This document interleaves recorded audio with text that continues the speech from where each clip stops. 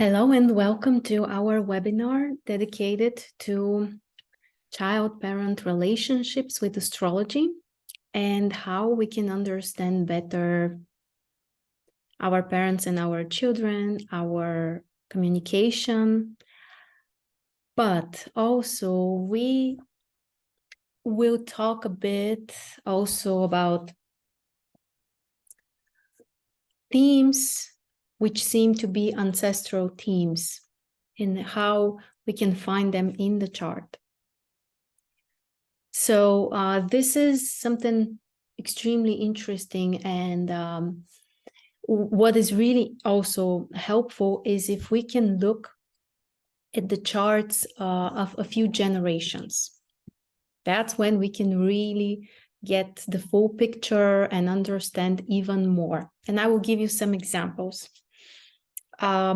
We will also look at concrete examples today.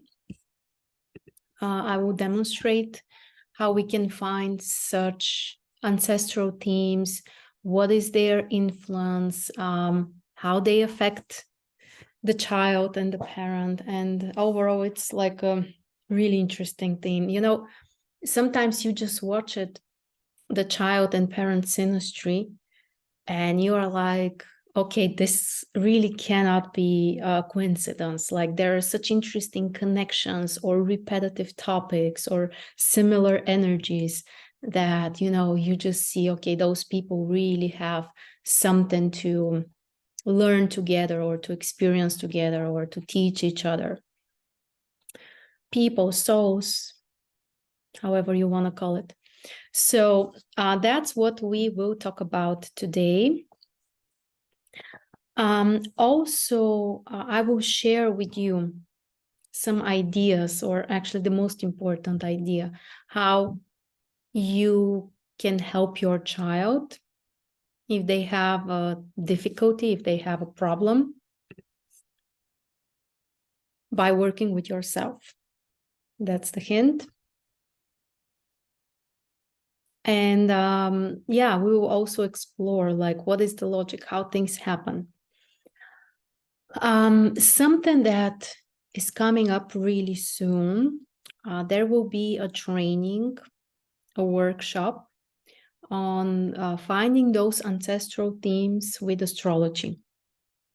So learning how to explore this through the generations and to find which are those topics that relate different family members. So stay tuned. The announcement will be made really soon. And I will actually add the link for this workshop in the description to this video. Also, if you're signed up for the email updates, you will receive the invitation to join the training. For me, this is like extremely interesting and helpful to understand like those, which are those topics which relate the family. Sometimes, for example, you may see, okay, this is like a Saturnian family, like most of the members or even all of the members have a strong Saturn or problematic Saturn or accentuated Saturn. So you just see the topic. There are other families where you can see more like a Jupiter line. That would be a completely different story. Or sometimes you may even notice one of the outer planets playing such a role for a whole family. So this is also extremely helpful for understanding your own family. I would say even for understanding what kind of family you might be joining, or maybe you have already joined in terms of, you know, getting married or having a spouse or a life partner. So yeah, this will be part of the training, but again, there will be more information soon. Let's see.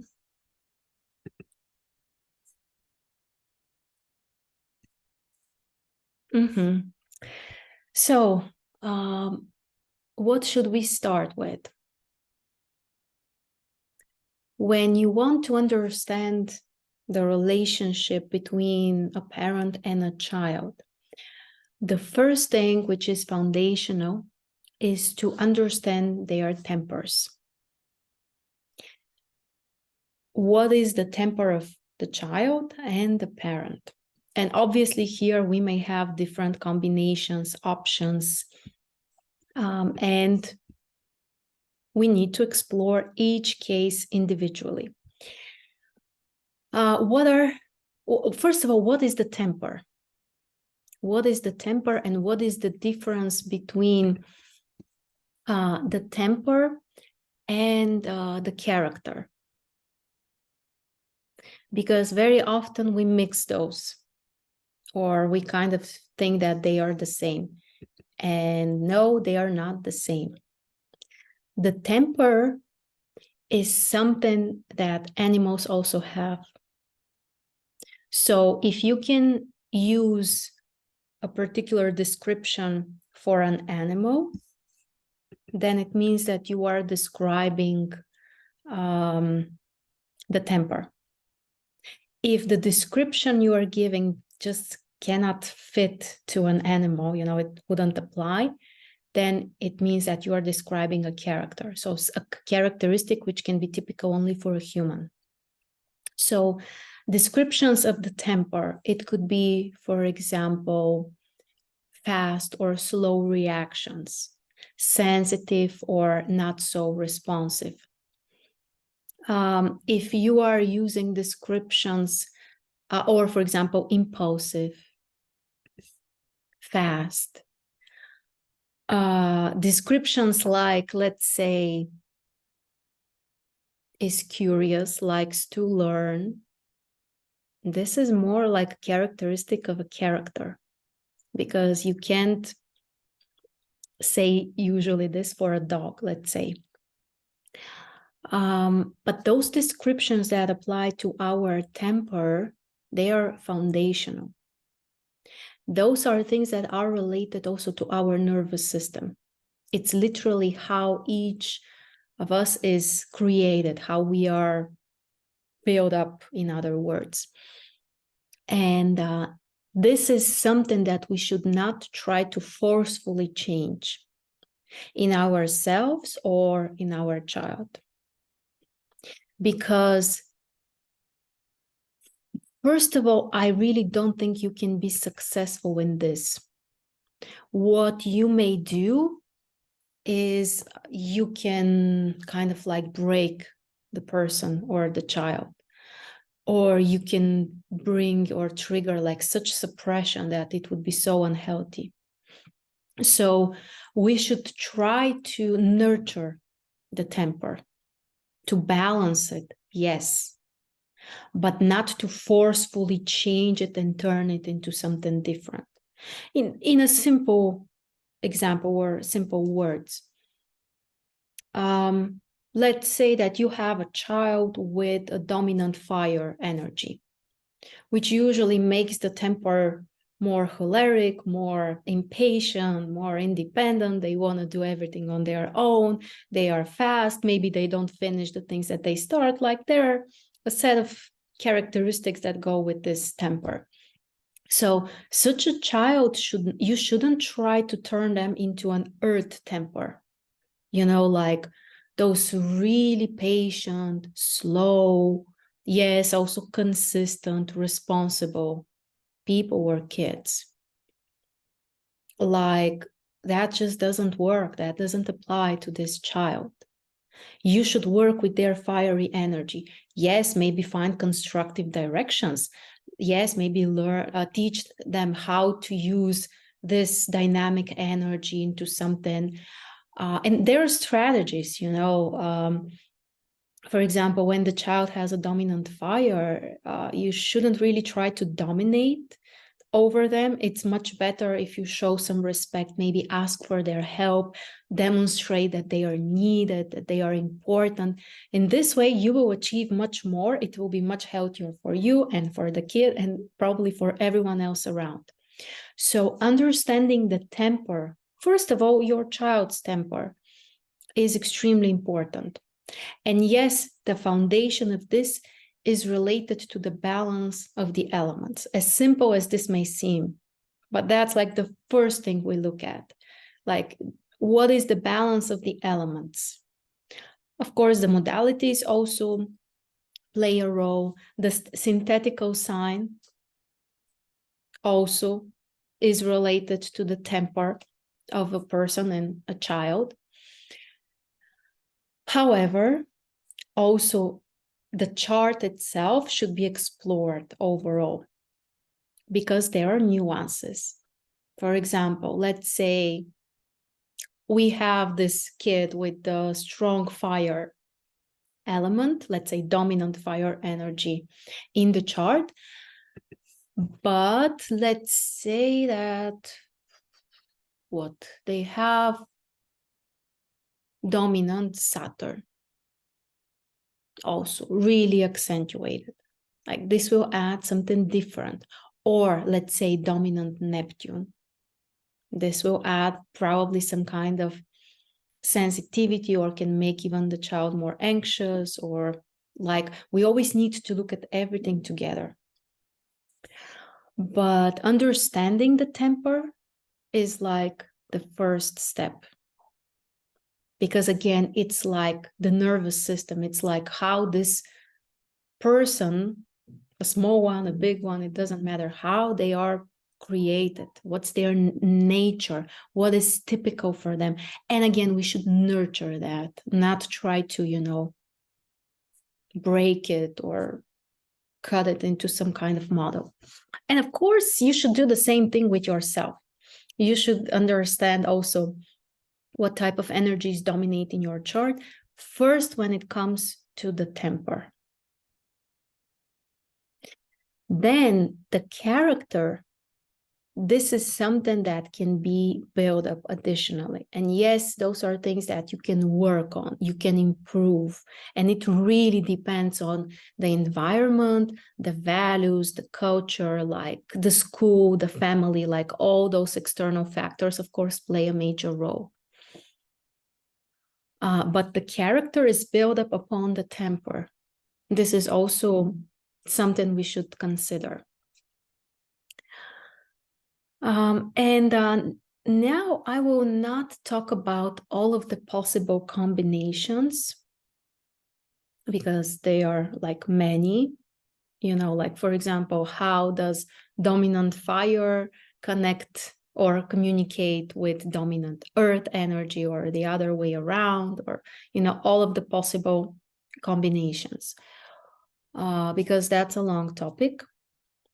But I want to demonstrate the logic so that you would know also how to do this yourself. And we will look into, we will have a concrete example. So I will also show you this.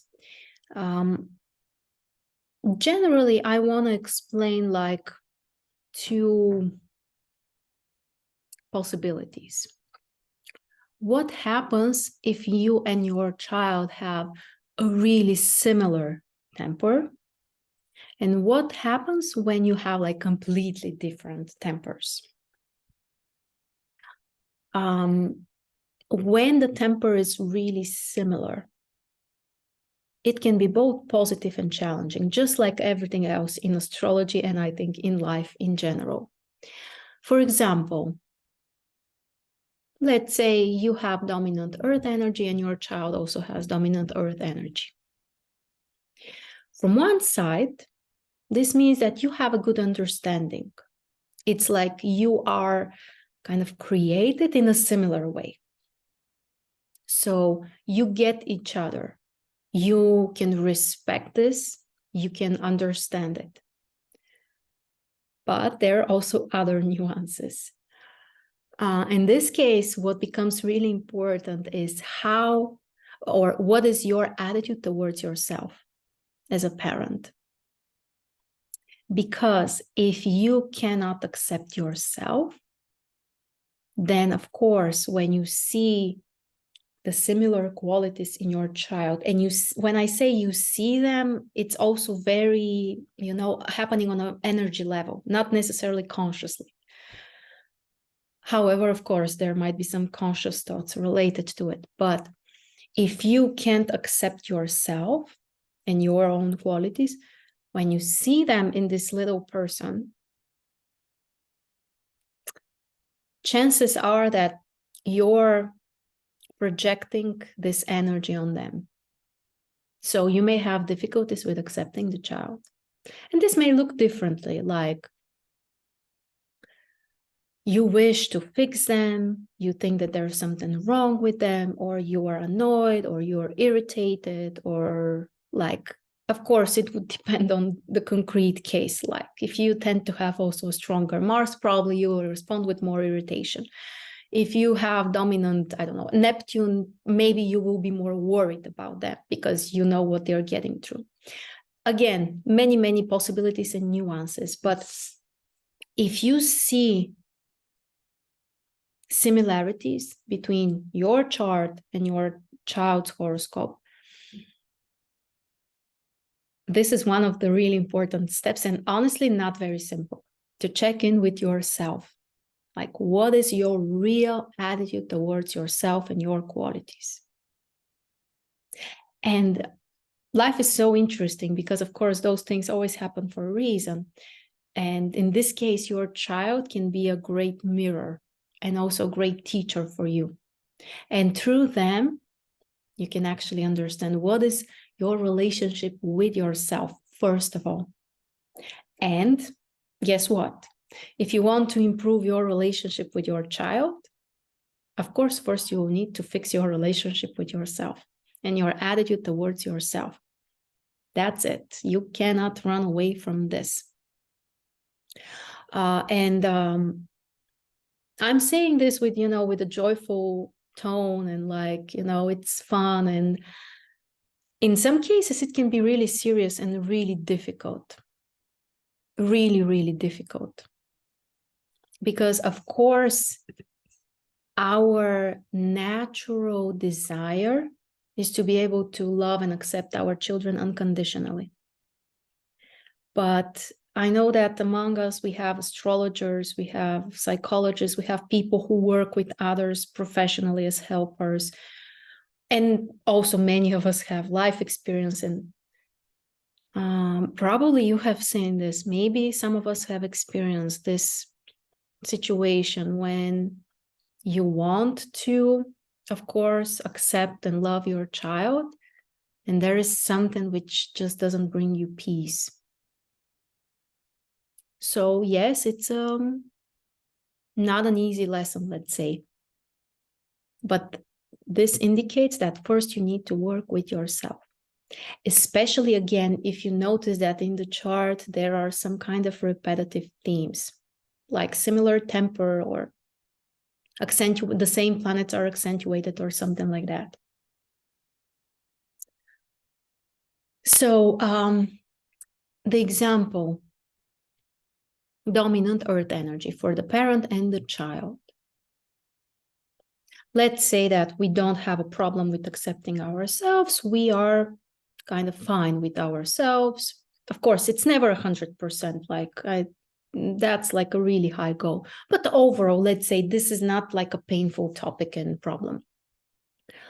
So the positive side is you understand each other. However, it's difficult to make some kind of changes. For example, you are bringing this earth energy to the table. The child is also bringing this earth energy. So it might get a bit too much, like you might get kind of too stuck in this energy. This is also one of the possible scenarios when, the energies are really similar, that they become kind of like stronger together. And again, it's both, not good or bad, or may have like different nuances. And for example, let's say if this is the earth energy, which is the same, it could be that, for example, when you don't like something, you close. You are, putting some kind of boundary, and the child is doing the same. And no one is making the first step, or at least it takes a long time. For example, so when we have the same temper, we have those specificities that we can explore. What if we have the opposite case, like completely different energies? This is interesting from a different perspective. Here, by the way, I can bring a personal example. In my chart, I have really accentuated water, 5 planets out of 10, plus the ascendant, plus Neptune, plus like it's a whole story. So lots and lots of water. And I have no air. The South Node is in an air sign, but that's a different thing. Like it doesn't count that much. So no planets in air signs. My daughter doesn't have any water in her chart, but she has dominant air. So that's also something that happens, by the way. When you don't have, or you have very little, or there is a lack of certain energy, it's possible that you may attract people who will kind of bring this energy into you. It could be your partner, or very often it may happen between a parent and a child. So you kind of like, bring something for each other. Like in our case, I have so much water, she doesn't have any. I have no air, she has lots of it.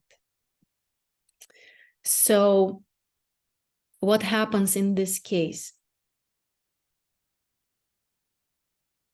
First of all, you should again explore your case, your situation, and you should be mindful of not trying to bring forcefully this energy to the child.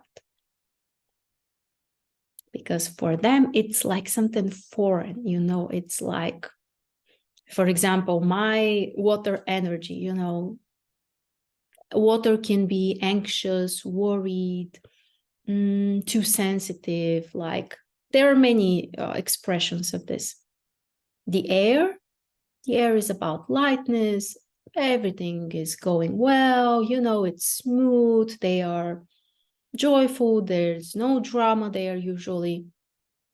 So you see, this can be like, for example, like a parent like me needs to be mindful of not kind of like bring those anxieties or worries that water may have to the child.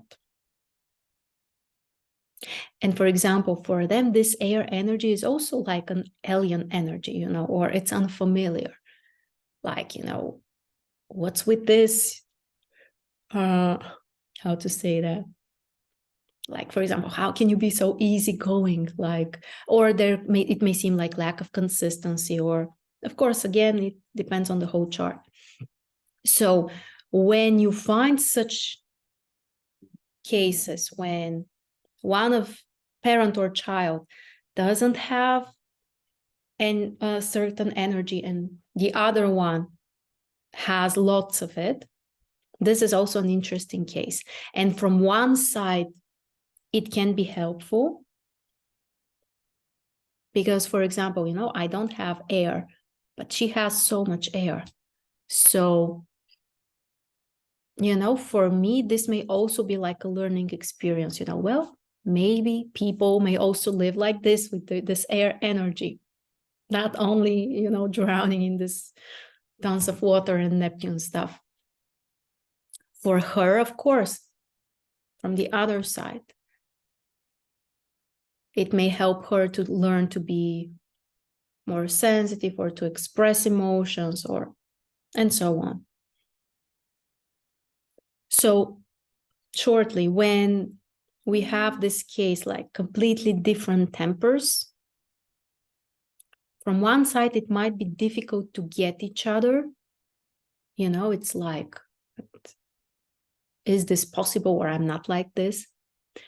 But from another side, you can be like a teacher and a student, and it can go both ways. I think we know very well that children can be wonderful teachers, especially to their parents.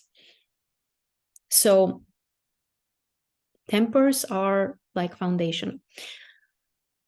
There is one topic which is very deep and kind of like extensive, but I just want to mention it to kind of like,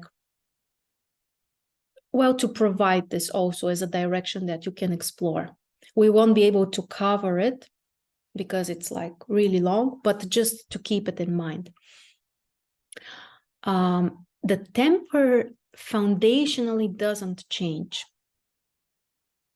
So, for example, me with my water, I will never turn into a completely airy person. That's just not possible. However, we have the method of secondary progressions. Maybe you're already familiar with this. For me, this is like the best method for understanding the dynamic of our life or prediction, like for everything. And in our secondary progressions, there is a dynamic of the balance of the elements. Or in other words, the planets are ingressing in new signs. And this is also something that you can explore. What happens with the balance of the elements through the years? And obviously here we have many cases. The picture may change drastically, or at certain age, or within certain period, or things might be kind of balanced during our whole life. Like, this is really, really personalized. But keep it in mind. Again, maybe sometime I will really demonstrate this, maybe with my chart, because it's interesting. Again, I have this dominant water, like 5 planets, but because I have 3 planets in the end of the sign, at the end of the sign, so around 28, 29 degree, when I have been like a few years old, those planets are ingressing into a fire sign. So for many years, actually in progressions, fire dominates. And that's also a different story. Like, again, initially I'm water, but it means that, okay, you are a water, but you need to learn the fiery energy. You need to embrace it.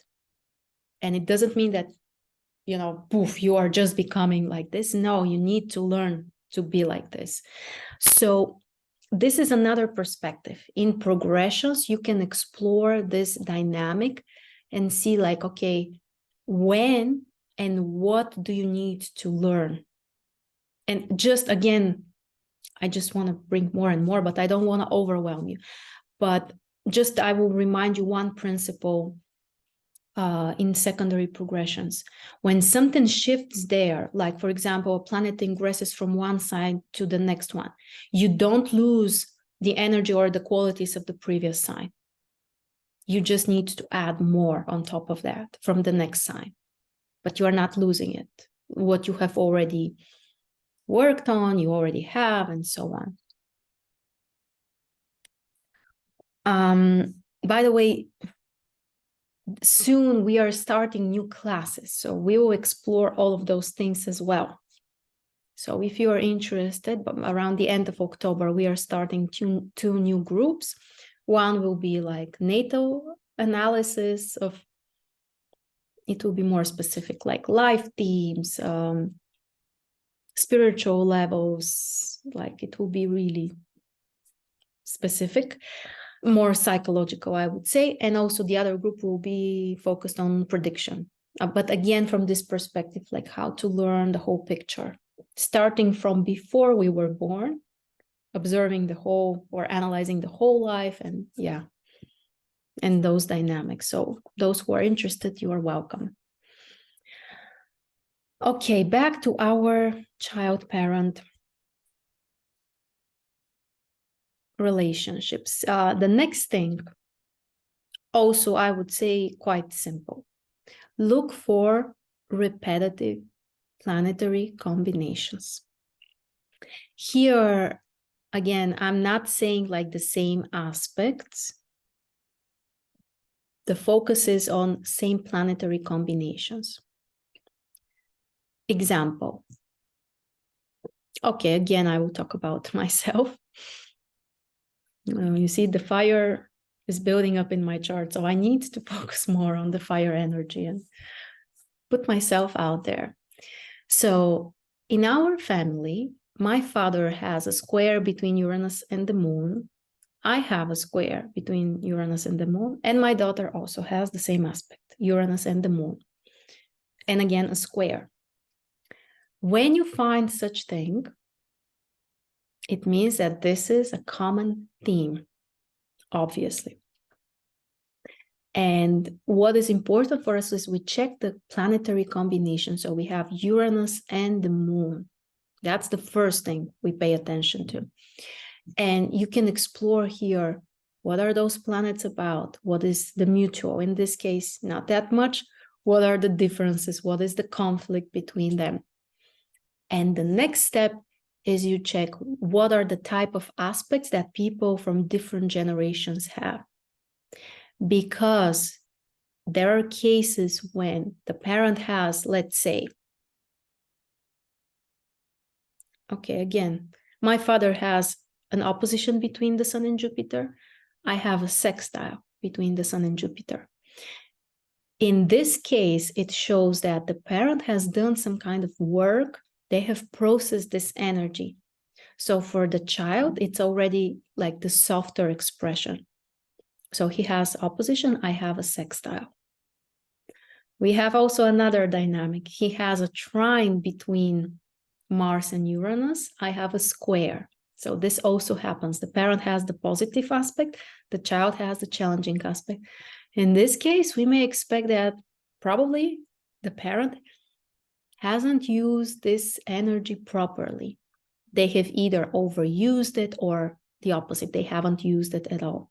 So then for the child, it becomes more, because with the stressful aspect, especially the major ones like opposition, square, in some cases, the conjunctions might be also like disharmonious. When you have such an aspect, you cannot ignore it. You just cannot. Like, you can sometimes ignore your trines and your sextiles. Unfortunately, that's actually the problem with them. That because you are not pushed, you are not provoked, you are not forced to use this energy, it's just flowing, it's there for you. So very often we don't appreciate this, we don't realize this is something specific or important. So we may just in some way ignore it. When you have disharmonious aspects, that's really difficult to do. You just can't ignore those. You are provoked in one way or another. So first of all, find those planetary combinations, if there are any, but very often you will find something. And first, again, like, try to understand, okay, what are those planets about? And then check, do you have, like in our case with Moon Uranus, it's the same and it's repetitive, 3 generations in a row. So my father hasn't fixed this. I haven't fixed it until my daughter was born. So now she needs to continue this work. Of course, it's not that simple. I mean, sometimes it's not necessarily a negative thing. And it doesn't mean that, you have done something wrong. It may mean that, okay, each of those generations needs more of this tough energy. So that's why it's also, following the same energy, the same line. In some cases, again, we may see that for the parent, the energy is softer, like there is a trine or a sextile. For the child, the same planets have square or opposition. In each of those cases, we can make different conclusions, and we may see also the dynamic, how the energy is expressed. So that's like huge, extremely interesting and important. In the example I have, I will demonstrate, I will show you such a topic, repetitive topic. There are other things also. For example, planets in the same houses. Let's say both child and parent have, I don't know, like Venus in 4th house, for example. It could be in different signs, in different degrees, with different aspects. But in both cases, Venus is in 4th house. That's also something that connects the child and the parent, especially if you can find it in more than 2 generations. Like, I think that's kind of logical.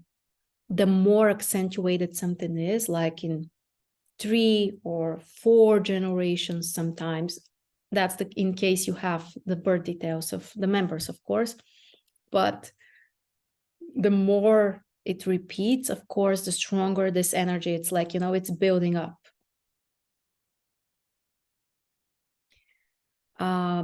Because this is another principle. The flow comes from the parent to the child, only in this direction. And that's why, okay, we are getting to this topic now, how to help your child. That's why if your child has some kind of problem, the first thing you should do is you should work with yourself. Yes, it's possible that the problem might be related not to you, but to the other parent. So the best case is if both parents may work on this. And here, sometimes things are not necessarily obvious. Sometimes they are. In other cases, they're not. Let me give you an example to demonstrate what I mean.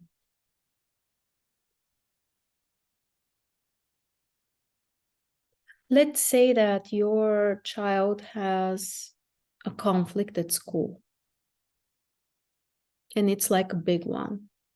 For example, they're bullied or they're exposed to some kind of aggression, something like that. And it's like, something repetitive, something that is really worrying the child and you. The first thing you should do is try to find similar energy within yourself from both sides. It could either be you, if you have ever been exposed to something similar as an attitude or treatment from other people, or maybe if you have been in the other role, the one who is aggressive, who can't tolerate weak people or whatever. Again, sometimes it might be so obvious and you can remember, but yes, of course, when I was a child, I was also bullied. They were treating me in a bad way, or, you just remember it. It's obvious, it's there. You need to work with your experience. Because when you fix it within yourself, the energy flow you are giving to your child changes. And what happens is that very often the problem can be resolved for the child without doing anything. Just you work on this on your own. Because another general principle is that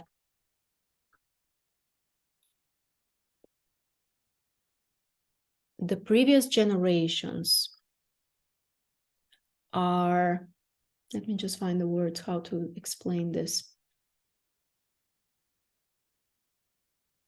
Okay, if you have a problem, which for you on the scale of 0 to 10 seems like a 5, it's an average, not really dramatic, not insignificant, like it's a 5.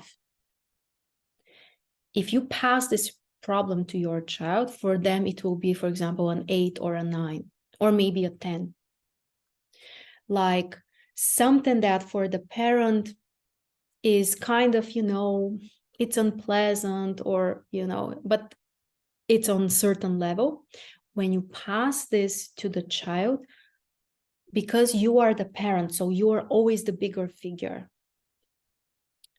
For them, it seems like much more difficult to handle it.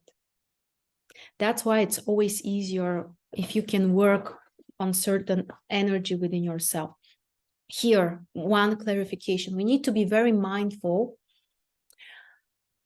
not to go in the opposite direction, like, trying to control the life of the child or to fix all of their problems, because that's also another unhealthy pattern, especially if the child is already a grown-up. Like, the line here is very thin, so just bringing this up. But again, keep in mind that a problem which for you seems like a 5, for the child, it's like this is building up, like, a bigger figure than me as a child. So my parent couldn't fix this, or they weren't able to handle this.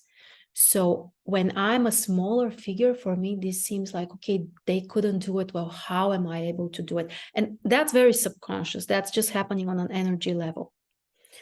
So from an astrology point of view, if you find those repetitive aspects, especially if they are the same, like in our family, for the future generations, this energy becomes even stronger. This moon Uranus square for my father has one expression. Within me, it's building up because the bigger figure has this energy, they're bringing it. They haven't changed it because I have it the same. So within me, it's building up. It's more accentuated. It's like, sometimes you may even see it from the chart. And when you see it that a third generation has the same, you can imagine that, okay, within them, this will be like, almost like, or sometimes literally like a life theme. Because the previous generations, which are bigger figures, have the same. So this is also a way to find more important aspects in our chart, or in our kids chart, or for our clients, if we have access to, again, a few generations in their charts. So pretty helpful for a deeper and better understanding of the chart. And again, don't forget also that we are not only looking for absolutely the same aspects, like, okay, moon, Mars, square. For one of the generations, it could be a square, then it might be a trine, then an opposition, like explore the dynamic, how it may change. You will see that this is more common than you expect to find such repetitive topics. There could be other nuances which can be not necessarily so obvious, but again, if you have time and you really want to explore them, it's also possible. For example, let's say the parent has the moon in Aries, the child has the moon in conjunction with Mars in a different sign, in a different element. This also adds some kind of similarities. So really, really interesting. And we are still on the level of exploring the two charts separately. We are not even talking about the synastry. When we get to synastry, it becomes, even more interesting. But I think it's time we better go to our example, and I will demonstrate there a little bit also with the synastry.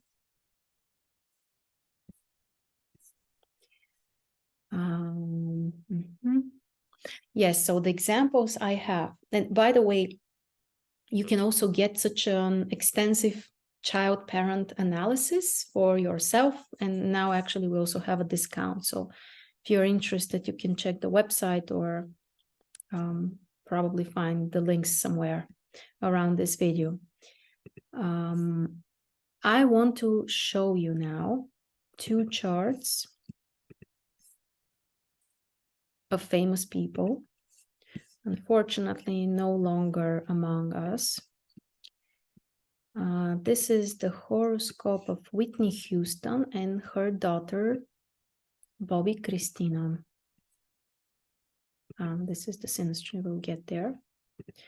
Let's start with the mother.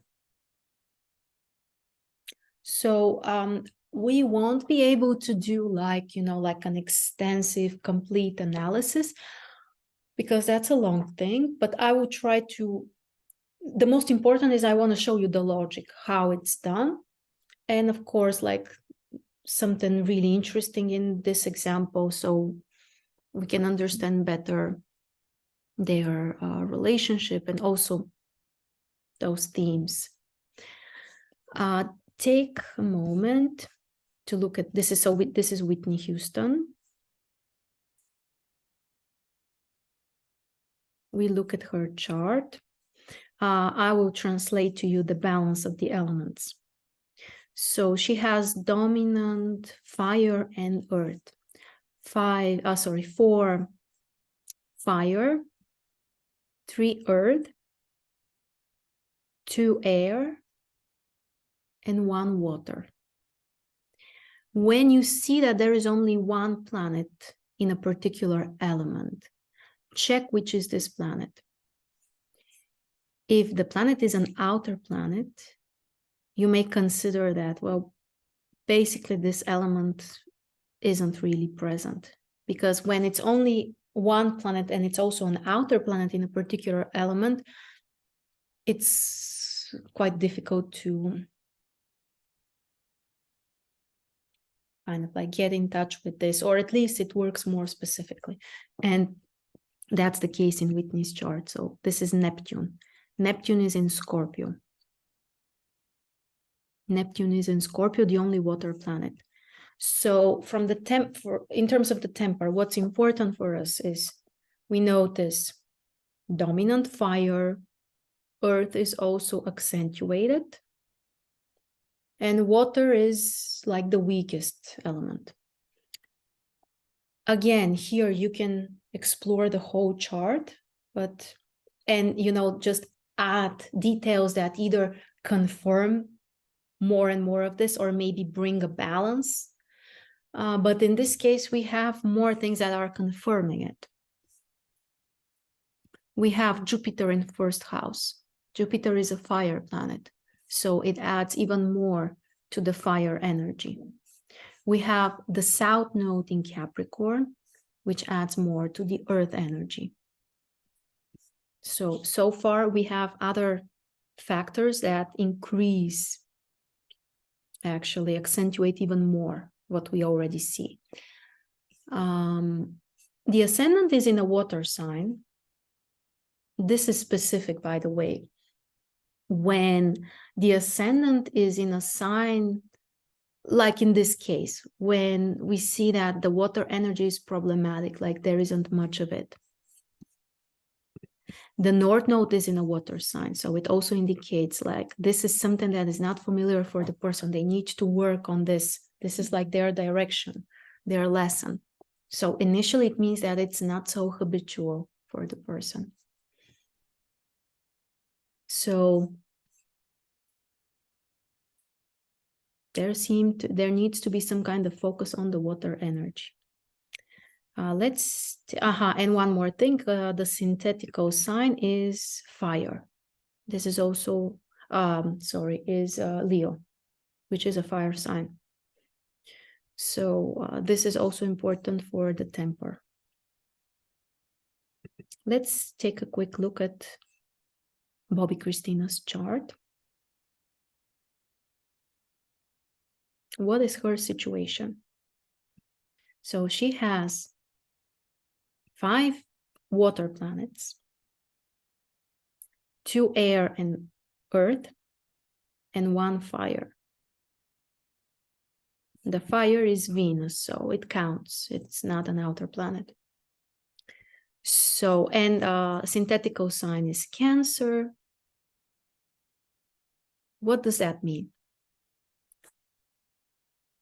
The parent has dominant fire. The child almost doesn't have any. but the child has dominant water and the parent almost doesn't have any of it.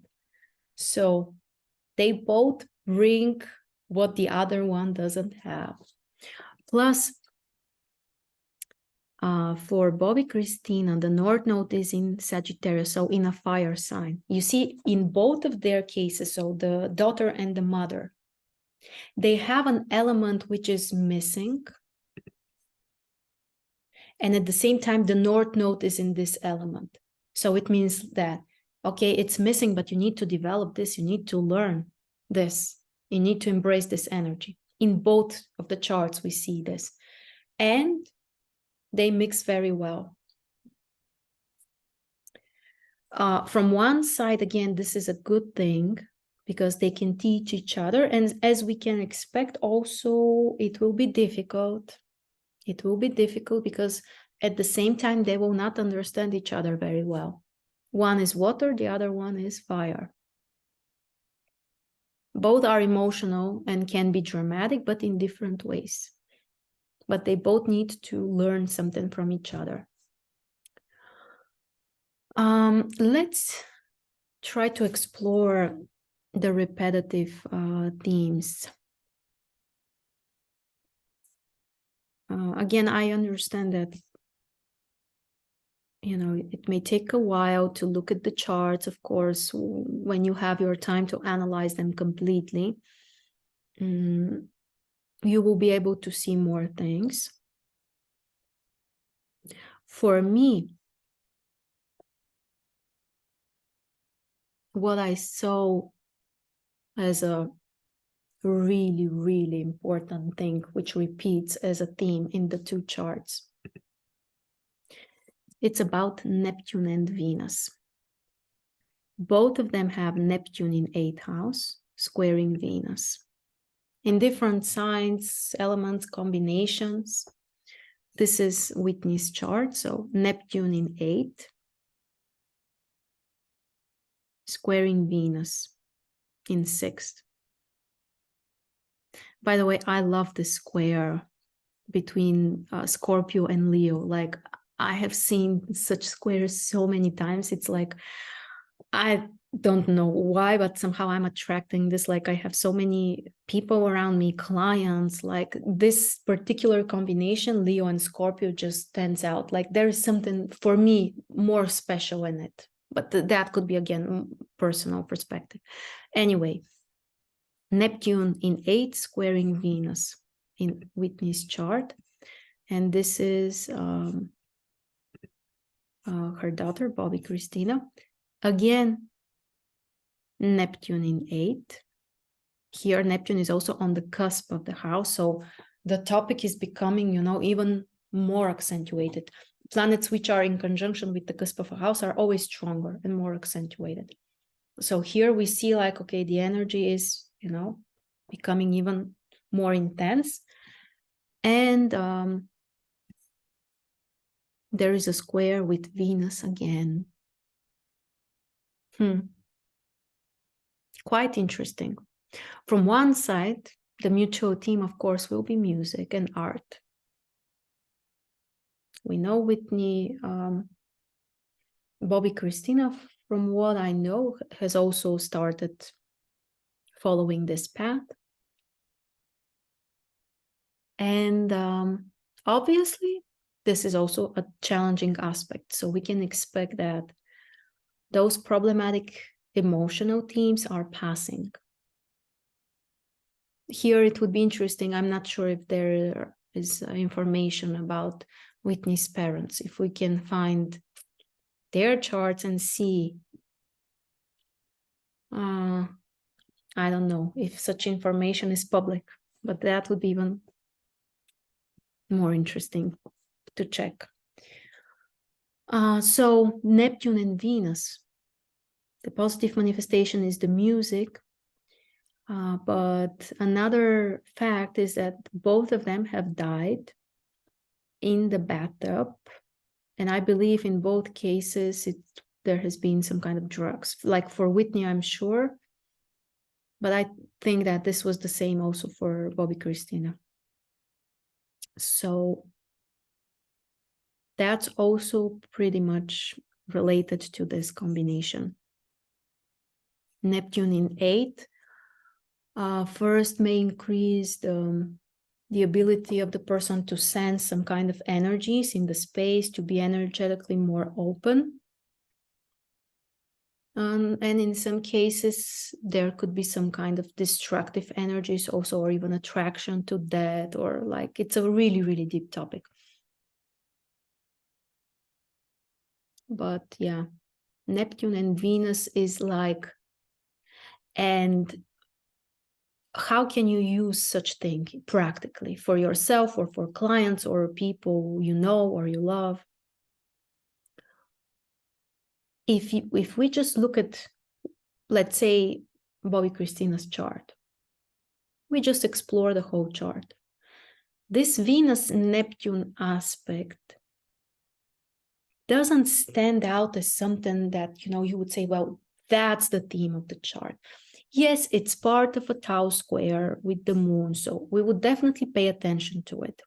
Neptune is on the cusp of 8th house. Okay, that's important. Together with Uranus, okay, that's a generational aspect, so something bigger here. But you wouldn't say right away that this is like, so important. You need to address this. You need to work with this energy. Not obvious right away. But if you have access to the chart of the mother, or also the father, of course, and you see, but they have similar topic. And here we have double confirmation. So it would be one thing if Venus is in 6th house and Neptune is in 3rd house. It would be repeating just the Neptune-Venus connection. But in their case, also we have a double repetition because Neptune in both cases is in 8th house. So when you look at the mother's chart and you see, okay, here we have same aspect and one of the planets is in the same house, and it's not like, some kind of position. It's Neptune and it's in 8th house. Then you immediately understand, okay, this should be addressed. From a positive side perspective, it's the talent, yes, the creativity, it could be performance, like you can go in this direction. But if there is something potentially challenging, you can also understand that this should be addressed up front. So unfortunately, here we have a case of a child following the negative example of the parent. I believe 3 years or something like that after Whitney has passed, her daughter has been found again in the same way in the bathtub, and a couple of months after that she has passed. So not right away, but, and I think she has passed from some kind of infection. So Neptune. So this is really, really, really helpful. And that's what I wanted to show you. How when you explore those topics, you can find things which are not necessarily obvious right away if you look only in the personal chart. But if you can look at the parents' charts, then you have more of the picture. Another thing which we can always do, is synastry. Just like we can check the synastry or compatibility between romantic partners, we may do it with any other type of relationships or interactions.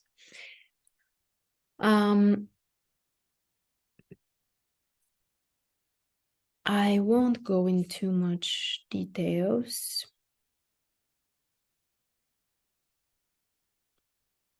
But I want to show you like some main connections. Those are overlays. So the inside shows Bobby Christina's chart. The outer circle shows her mother's chart. So Whitney. Pay attention to the lunar nodes.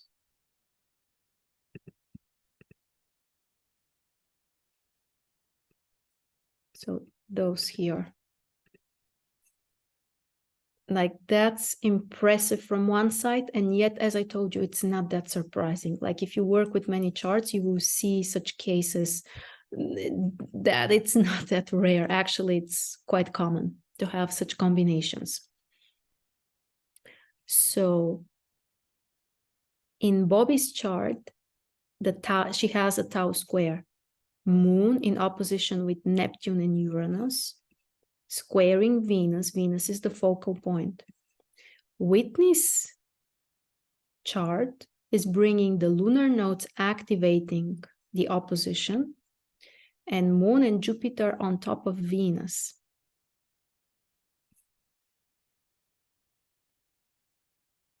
So that's a pretty strong, I would say, karmic connection. South node with Uranus and Neptune, really close conjunction, like exact with Neptune. And Neptune is the planet that we already saw plays such a major role. Venus is the other one.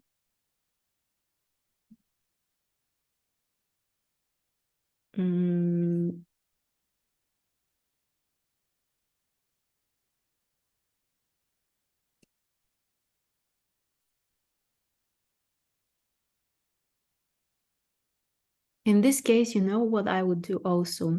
Once we found that Venus and Neptune in both cases, in both charts, are like the key aspect, the key connection, I would check also in the synastry what happens. Are they triggered by the planets of each other? And one thing is, we see the South Node is in conjunction. So Whitney's South Node in conjunction with Neptune, Bobby Christina's Neptune, which means that it activates the whole thing here, the aspect with Venus.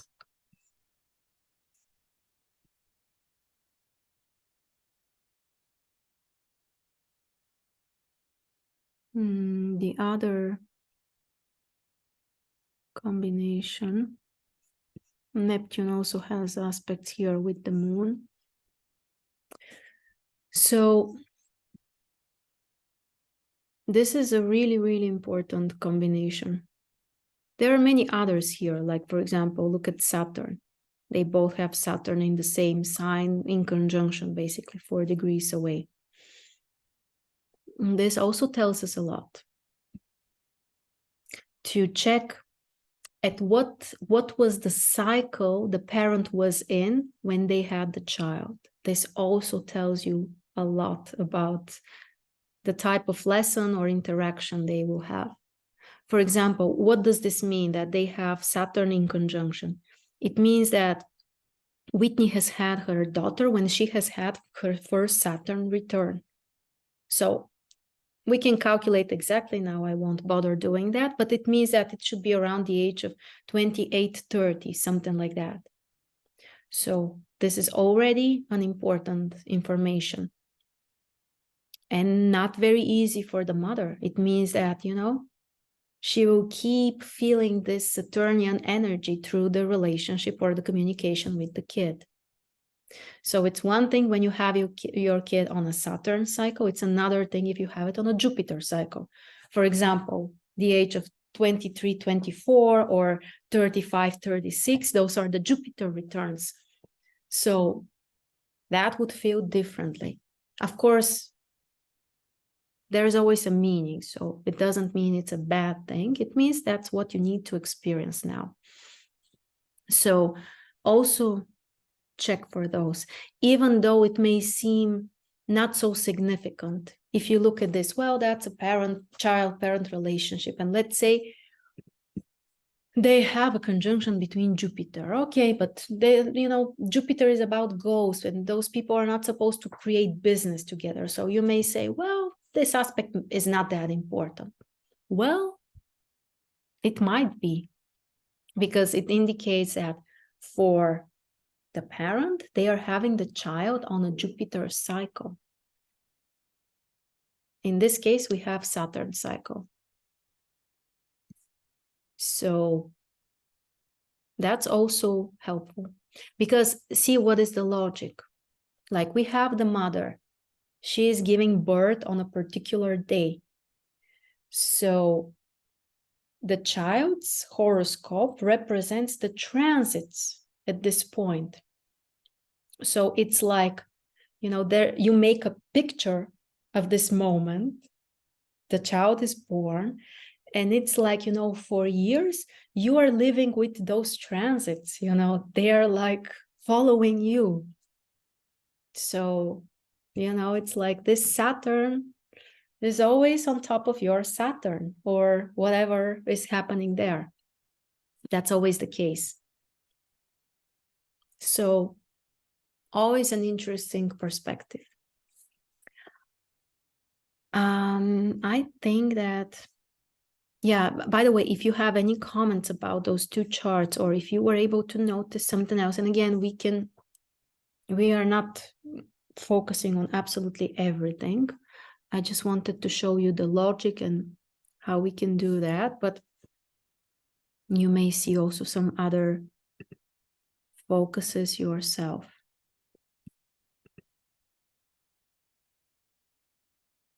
So if you have any questions or comments, please.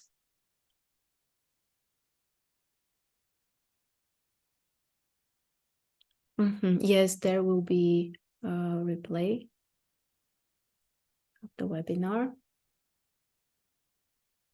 I'm waiting a little bit if you find some kind of questions or comments or something you want to share.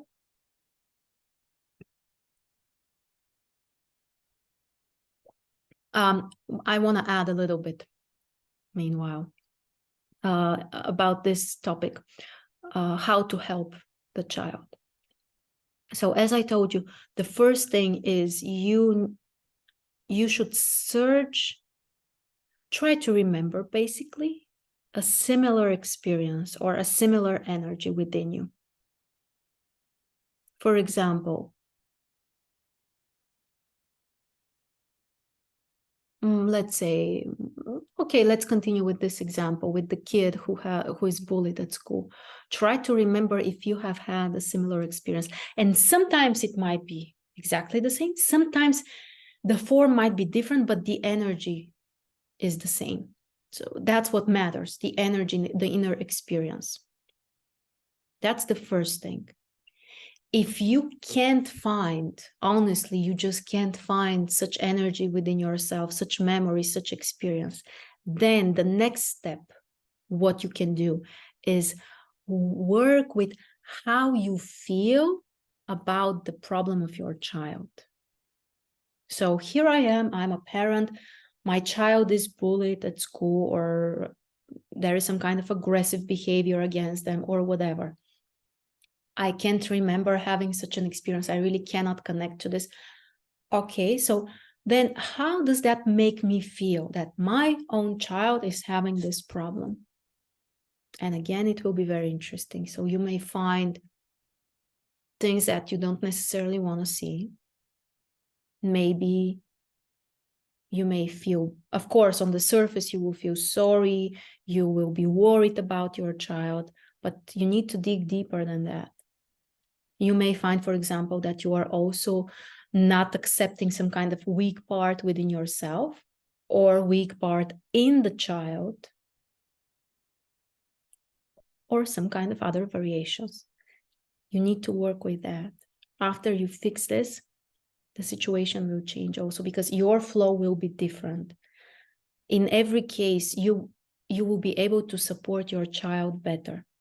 Because if internally, for example, I don't accept weakness, if I don't accept it within me, it means that I won't accept it in the child as well. So even if on the surface, I'm doing my best, I'm trying to fix things with the parents, maybe with the teachers, or I'm searching for psychologists, or, on the surface, I'm doing the right things. If inside of me, my energy is, I'm not accepting this within me and in my child, the external things won't work very well. Once I can really see this, okay, I really, for example, hate this part within me, or I hate being weak, or I hate being vulnerable, or this it's interesting and it may happen. It's actually triggering some kind of aggression when I feel this, weak part or vulnerability within me. I also can't accept this in my child. Again, as we said, if you can't accept it within you, you can't accept it in the child. But if I address this, if I work on this, and I feel neutral, only then I can really support my child. I can really give them this unconditional support. And trust me, the situation will change. Your child will feel supported. They will respond differently, or you will be able to handle the formal things more adequately. The interactions with the kid, with the parents, maybe with the teacher, psychologist. That's just an example, and this is the principle. It applies to everything else your child might be going through. It could be a health issue they have. It could be problems with the educational process. It could be how social they are, or even if they're playing games or they are constantly on the phone, or I don't know, they're ignoring you, or they don't respect authorities, or you name it. That's the process. That's how you should do it. If you ask my opinion about the method you should use, the deepest method I have seen so far is GSR. So if you work first with yourself as a parent about the problem of the child, you will be able to support them much more, and you will change the flow. Again, here I want to clarify, if your child is already 25, 30 years old, and you still have this impulse to save them, to do something, this should be explored, because sometimes that's like another thing. Like, for example, you not giving freedom to the child, or allowing them to take the responsibility for their life. Like, there are nuances. But if we talk about the young child, 5 years old, 10 years old, or even a baby, or even a teenager,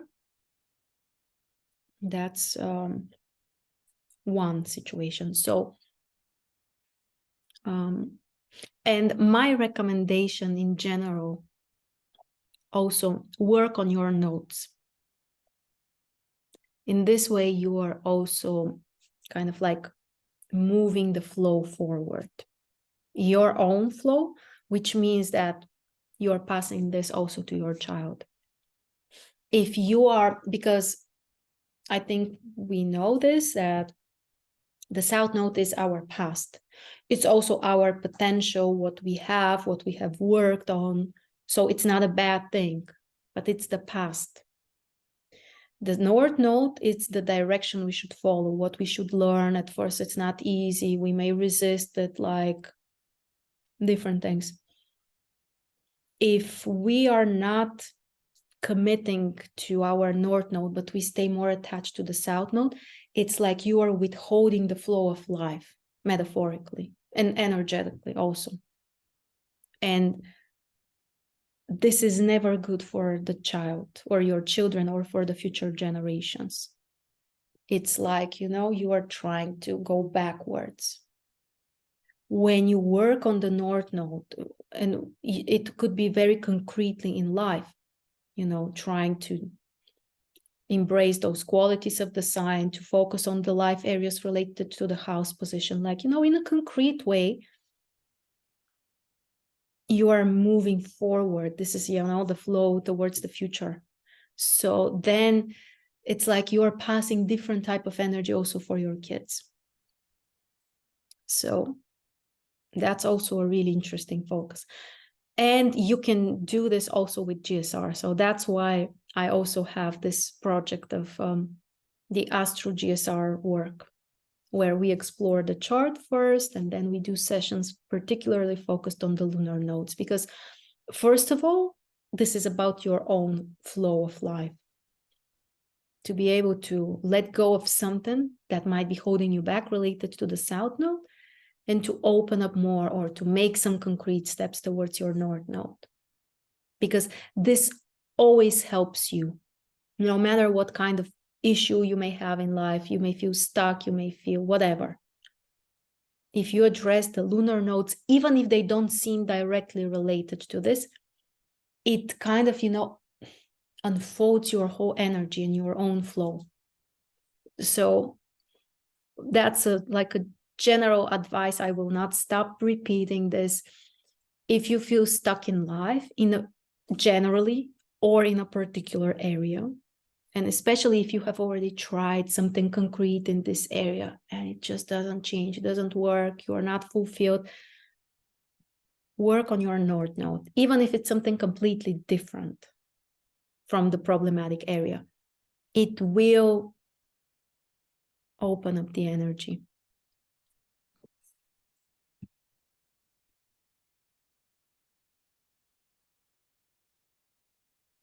Mm-hmm.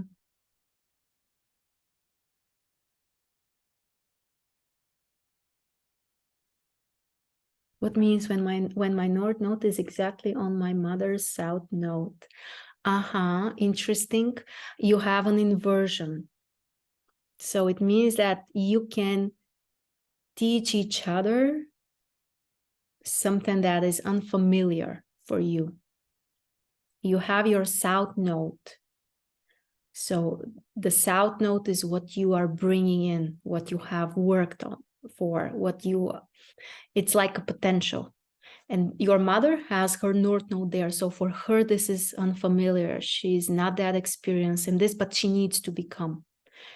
And also in the opposite direction.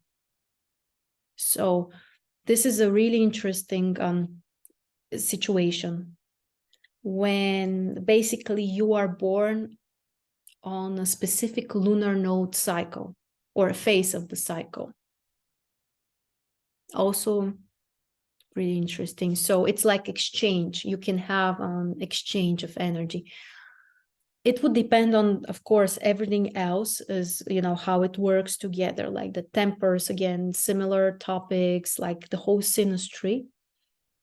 Sometimes it could be like, you don't really understand each other. You seem so different. Maybe you don't really like this. Or you can kind of like learn from each other. In every case, you can learn from each other. The question is, in what way? Would it be like, okay, this is helping me, like I feel like I receive something from the other person? Or is it more like, oh, again, I don't want to go there, but I kind of need to? But in every case, you are teaching each other something valuable. And those are one of the most important lessons, like the lunar nodes are the foundations of basically what we should do in this life. In terms of reading charts of little children, when do you think it is appropriate to do it? There is an opinion that for babies it is too early. It's best if parents discover their child without imposing any astrological things, and then after 4, 6, it's okay to read the chart. Well, honestly, I don't agree with this. I think you can look at your baby's chart as soon as you want. So this is honestly like a strange perspective. I have seen and heard this, but I really don't understand it, because what we imply here is that astrology can be something bad, or that understanding your child could be something bad. Like, I have one principle. I don't look at charts of people who have recently passed. That's another thing, because when you look at someone's chart and they are no longer in the physical world, you are connecting to them on this astral level, and it's not good for them and for you. Not necessarily, but it might be. So, for example, if the person has passed from like a natural death, I wouldn't look at the chart 40 days after the death. If in cases of suicide, I wouldn't look for 1 year after the death. After that, you can. So that's the case when I'm doing an exception, like with dead people or suicides. In every other case, and again, here is the logic, like you don't want to hold the person, in the astral level. But for the children, I think it can only help you to understand in advance their temper, to know what to expect.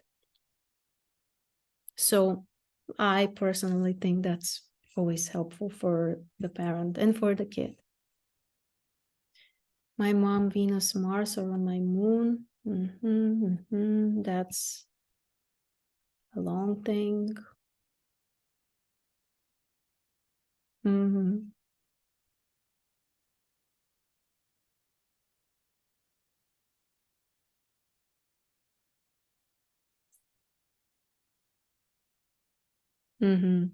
Yeah, you have looked at that people's chart and it feels weird. Could be, yes, because like the soul is still hasn't passed completely, and with suicides, like they don't pass easily. So yeah, that's the time when I just wait. Okay, so those were my ideas. I hope they were helpful. I hope they will inspire you to understand more about yourself, kids, parents, the whole family dynamic. Again, it's so interesting. And again, as I said, soon I will invite you. I will announce this training workshop on ancestral themes. So we will go even deeper in exploring the family dynamics and how to find those generational themes. Yes, if you want any personal help, of course, you can always contact me from my website or any other way, Telegram, email. Thank you all, and I will see you soon.